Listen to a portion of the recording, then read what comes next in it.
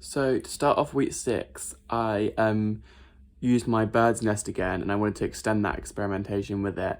And I looked at Dan Graeber's techniques, and I decided to pour plaster inside the nest so that my like trinkets, so like that sort of visualize my memories of the forest and like the places are like sealed into this nest, so they like inescapable, like they're proper stolen memories. And I wanted to use plaster because it felt quite like artificial, and it would contrast the organicness of the bird's nest really well. I then added like these stamped words saying pinched moments, just to emphasize the idea that they're like parts of myself, parts of my memories that are like trapped in this plaster, in this nest, almost like a creature's taken it. And that's an extract from my poem. And so I photographed it in the gallery space, and it kind of like created this weird like artificial look where like the bird's nest was sort of like man-made rather than actually organic, made by a bird, which I enjoyed, but it sat a bit weird, like it didn't look as I wanted it to. So I moved the nest into the alleyway, and it instantly changed the mood completely, and it felt so much more like organic, and it felt like it belonged there rather than like being estranged in the gallery space. So I really enjoy how it sat in the place, and it looks like it's at home there. Then taking a still from my light experiment when I was documenting the light in different places from the forest, I made a photographic screen with this photo here, because I wanted to just see how I could print the silhouettes of trees and what I could like sort of experiment with this gap of sunlight. So I experimented with like different colours. So I started with this brown. I didn't really like this brown because it felt too simple. And then I moved on to like cool tones. And this was just a print where I was looking at how much ink I wanted to add, because when I added less ink, it sort of created this sort of like patchy textured effect that kind of mimicked the lichens, like the mold that would grow on the trees, which I thought was quite cool. And I decided to start filling like the negative space of where the sunlight came through the trees with a frottage again of that same log that I did before.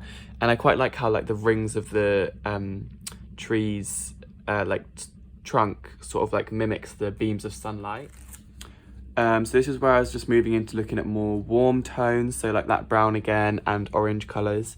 And I started looking at like how I could incorporate text back into my work, but I didn't find it that effective because it sort of like was too fluid. So like the fluid and organicness of like the tree trunk kind of matched the handwritten lettering, and I think it would have been much more effective if the letters were like printed or like stamped on instead. And then these are probably my most successful ones. So this one and this one was when I decided that I wanted to do like a darker orangey brown colour.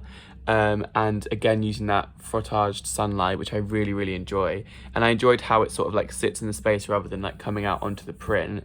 So I decided to do that for my last final print. And then I was looking at how I could sort of like document these in the place, because they're sort of like depictions of the forest, but like through my perceptions. They're quite like surreal and fantastical. So I found this wooden box in the bin somewhere, and I decided to use that as like a house for my prints. And I really enjoy this this idea that I've experimented with. So I put one of my final prints into the box at a curve, and then I wrote my Topophilia poem about connection to place on the door, and I handwrote that rather than typing it, because I wanted to kind of like emphasize how this is my perception of the place rather than I wanted to make sure that the viewer knows it's like a personal perception rather than like just like anything else. And yeah, so then I did this little book thing, which is like a complete replica of this vintage postcard book that I have. So I just completely replicated the box, and instead of writing what I originally said, I said the forest from memory, because it's through my memory.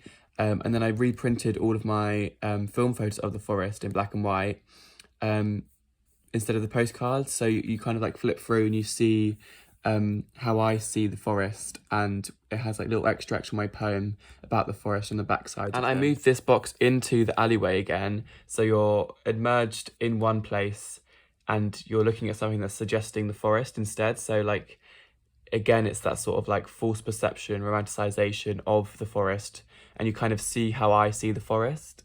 I also made like a second way of filling the box with just trinkets that I found while I was in the forest. So like snail shells, rocks, bit of tiles and pennies, things like that to sort of like more subtly to suggest a place.